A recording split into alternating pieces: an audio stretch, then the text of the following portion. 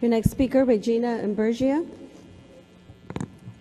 Hello, I'm Regina Imburgia. I live in the 14th District, and I'm here to introduce Dr. Paul Connett to you. He traveled 23 hours to come and talk to you here today. He's here to offer his wealth of knowledge about fluoride. I encourage you to ask him questions. In 2010, with two other authors, he published the book, The Case Against Fluoride, which contains 80 pages of references to scientific studies about fluoride. Paul Connett has researched the literature on fluoride's toxicity and the fluoridation debate for 18 years. He believes for too long the toxicity of fluoride compounds has been overlooked by the public health and environmental communities. The Fluoride Action Network was founded in 2000 by Dr. Connett to remedy this imbalance. FluorideAlert.com has the largest database of scientific research. Dr. Connett has given invited presentations on the dangers of fluoridation to legislative and research bodies and local communities in Australia, Canada, Germany, Ireland, Israel, Japan, New Zealand, the UK, and the US. Dr. Paul Connett is a graduate of Cambridge University and holds a PhD in chemistry from Dartmouth College. Since 1983, he taught chemistry at St. Lawrence University in Canton, New York, where he specialized in environmental chemistry and toxicology. Let's see. Last week, you were given information about Hong Kong reducing their recommended fluoride level to 0.5 parts per million. This was due to the fact that when they started their fluoridation process in 1961, fluorosis, which is the outward sign of fluoride toxicity, was at 1%. It went to 59% in 1988, is when they reduced their recommended level to the raw, untreated level we already have in the Dallas water. You have the authority to vote to halt the addition of hydrofluoric acid to our water to raise the fluoride level. With this authority comes responsibility to have all the facts possible before you make your decision.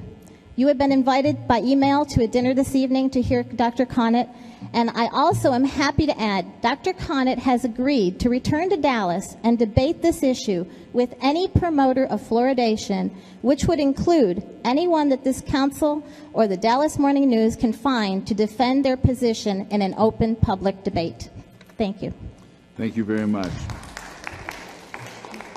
Your next speaker, Joe Stokes. Joe Stokes. Not present. Elijah Wash. I'm sorry. If Mr. Stokes isn't here, if Mr. Connett wants to take his place, because I'm not sure you're going to be able to speak early in the morning, so since you're a guest, I'll let you take that spot. Okay. Thank you, Mr. Mayor and councillors. My name is Paul Connett. I live in Binghamton, New York. In short, fluoridation is unusual, unethical, unnatural, unnecessary, unsafe, ineffective, and there are better alternatives of ways of fighting tooth decay in low-income children. I'll go through these one at a time.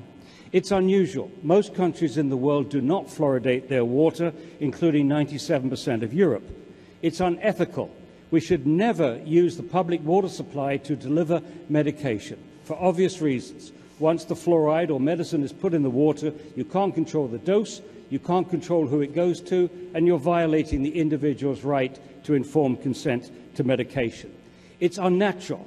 If you look at the level of fluoride in mother's milk, baby's first meal, there's very little there. The concentration is extremely low, 0.004 parts per million. This means that a bottle-fed baby in a fluoridated community like Dallas is getting about 200 times more fluoride than nature intended. That is reckless in my view. It's unnecessary. Fluoride is not a nutrient. There's not one single process in the body that needs fluoride. And most people now agree that if it works at all, it works topically. It's unsafe. There is no adequate margin of safety to protect all our citizens and all our children from known harmful effects. I'm most concerned about fluoride's impact on the brain. There have now been 37 studies which indicate an association between fairly modest exposure to fluoride and lowered IQ. In 9 studies, the level at which fluoride did this was less than 3 parts per million. That offers no adequate margin of safety to protect all our children against lowered IQ. It's ineffective. The World Health Organization publishes data on tooth decay in 12-year-olds, and since the 1960s, tooth decay has been coming down as fast in non-fluoridated countries as fluoridated ones. The largest survey ever conducted in the United States showed no statistically significant difference in tooth decay between children who have grown up in fluoridated communities and non-fluoridated communities. And a recent study from 2009 showed that the researchers could find no relationship between the amount of fluoride actually swallowed by the child and the level of tooth decay. Fluoridation should have ended in 1999 when the CDC admitted that the main way that fluoride worked is topically. It works on the surface of the teeth, not from inside the body. If that is the case, it doesn't make sense to swallow fluoride, and it gives you no justification to force it on people that don't want it. Finally, I would recommend that you look at the Child Smile program in Scotland, which is not fluoridated, where they've brought down tooth decay cost-effectively in low-income families, low-income children, without forcing fluoride on the total population. Thank you. Thank you very much. Mr. Connett. Thank you, Mayor. Thank you, Dr. Connett, for being here and coming such a long distance. Let me ask you a question. Explain to me the difference between the fluoridation we're using and pharmaceutical fluoridation. Well, pharmaceutical fluoride could either be sodium fluoride, a pure compound of fluoride. That would be expensive, and you would have to find a different delivery system. You'd have to use bottled water with fluoride added to it. That you could afford to do.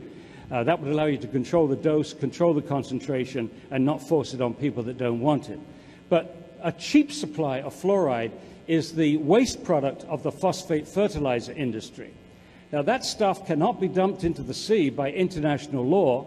It's too concentrated to dump locally, but it's one of the vagaries of the hazardous waste regulations in this country that if someone buys a hazardous waste, it becomes a product. And that's how public water authorities are able to put this hazardous waste into the drinking water. The important thing is that this is not a pure substance. It's contaminated with all kinds of things, including arsenic, lead, for which there are no safe levels at all. So by using these chemicals, at the very least, you're increasing cancer risk in the United States to the whole population. Also, the same rock that's mined for phosphate in Florida is also mined for uranium. So there are trace amounts of radioactive isotopes also in this mixture that we add to the water. So, and also the maximum amount we're able to use is 0.7 particles. Is that not correct?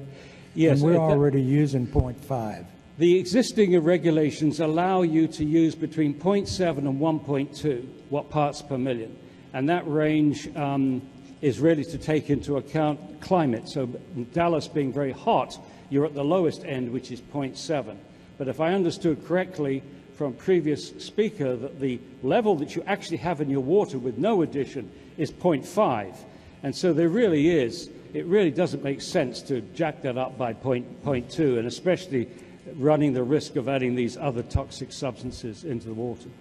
Okay, so let me ask you this. Why should we take your word over many individual dentists and the government agencies that have endorsed fluoridation? Specifically, please comment on the much-reported statement that the CDC has described fluoridation as one of the top public health achievements in the 20th century.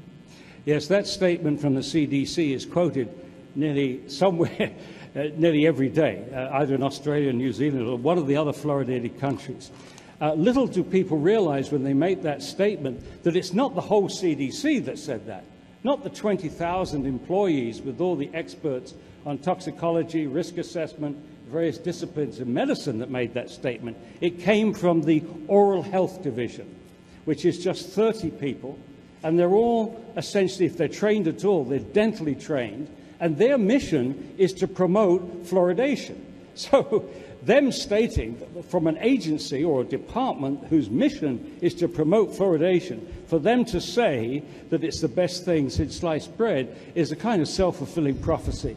And what we need, of course, is people from the CDC who have medical and toxicological qualifications to make a statement about this practice. But we never get it. All the statements from the CDC are from this Oral Health Division. Now, as far as whether you trust me or trust them, I would say the following. Every single argument that I make is backed up with the scientific literature. I published a whole book on that with 80 references. Every single argument is backed up. And after 3 years of publication, there's been not one written scientific response to that book. So I would say the difference between me and them is I have science to back up my arguments. They have opinions. These endorsements that you hear about ad nauseum were started in 1950. In 1950, before any trial of fluoridation had been completed, before there was any significant health data in the literature, the U.S. Public Health Service endorsed fluoridation. Because of their power, their influence, that triggered a whole series of endorsements from the ADA, the APHA, the AMA, and so on, nearly all the dental and medical authorities. But again, none of those endorsements came with any solid science to demonstrate that it was either safe or effective. So I think you have to take these endorsements with a pinch of salt. Now, what has happened since 1950 is that what purported to be a scientific decision has fossilized into a belief system. When students go to dental school, they're only taught one side of this debate. They only hear the pro-fluoridation arguments. When those dental students graduate and go to their own practices, they're so busy treating patients that they don't have time to do what 3 retired professors do, and that is to study the literature in some kind of depth. So unfortunately what is happening is that individuals are simply parroting what they're told by their professional bodies and various government health agencies, which I believe, as I said, their position has fossilized into a belief system.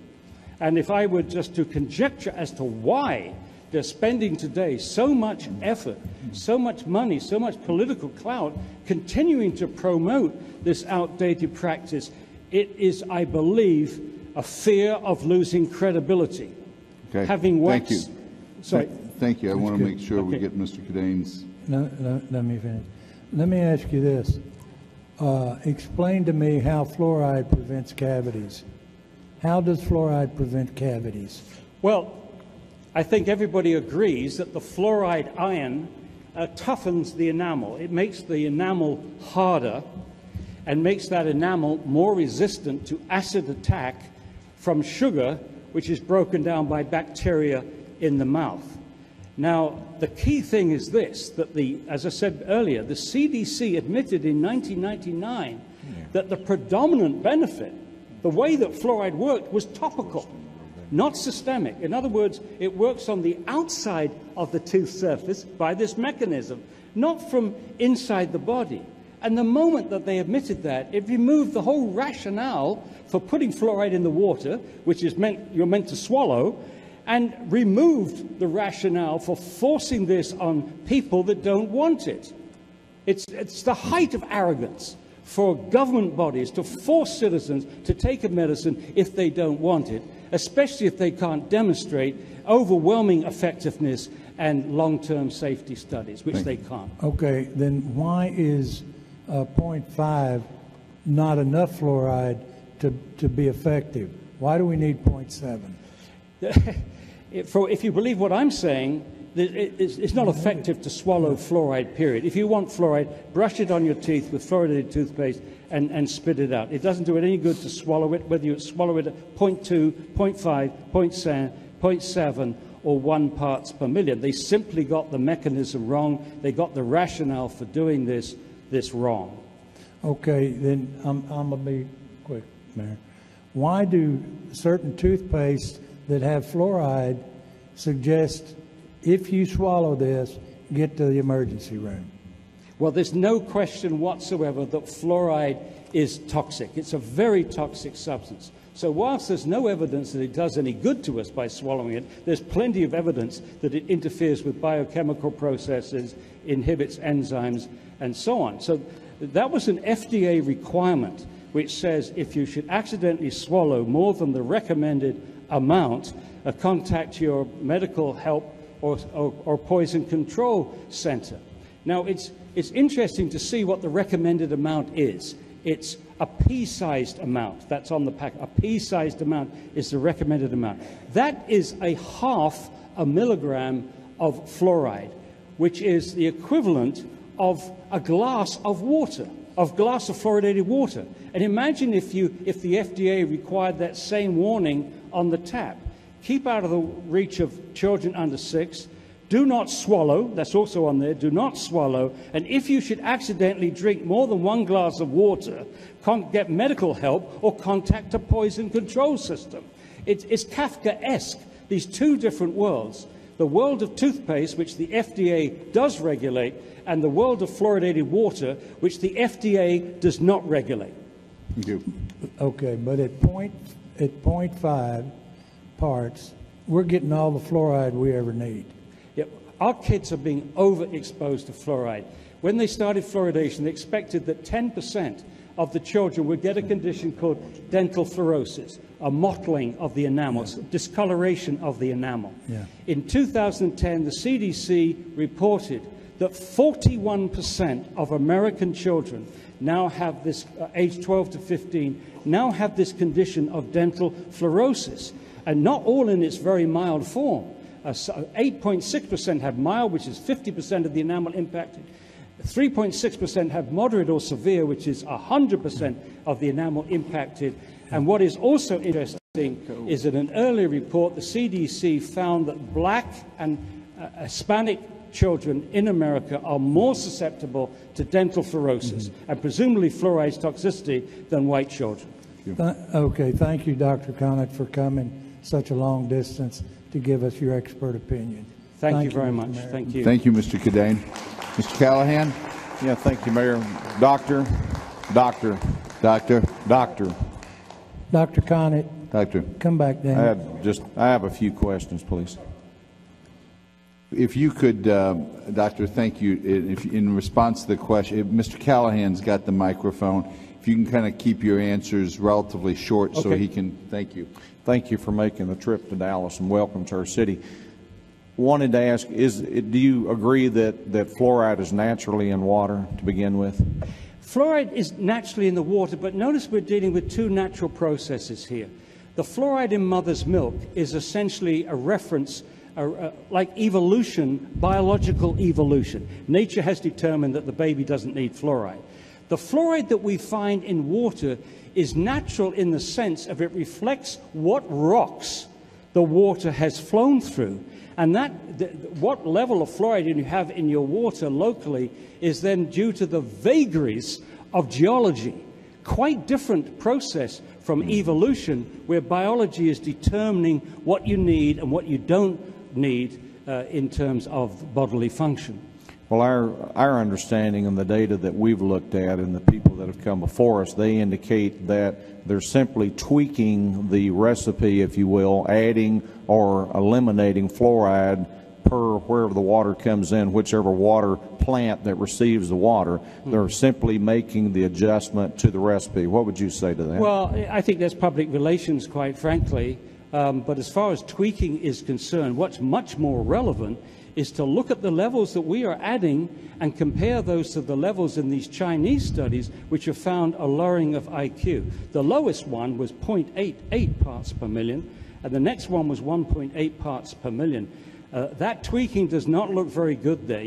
In my view, you should keep the fluoride away from the baby, just like nature did. Well, in some cases, we're actually removing fluoride to adjust the level. Yes. That's what we're doing. So That's right. What would be wrong with that? If we have an acceptable level, you know, of fluoride in the water, again, in some recipes we're removing parts of it and others are adding to it. So. Well, certainly removal of the fluoride makes sense if you're dealing with a toxic substance. And by law, the maximum contaminant level is 4 parts per million. So if you live in a part of Texas with more than 4 parts per million, you are legally required to remove fluoride. That safety standard is being reviewed right now, and it might come considerably lower than that. But so you are removing fluoride because of its dangers. You are adding fluoride on the hypothesis that swallowing fluoride actually reduces tooth decay.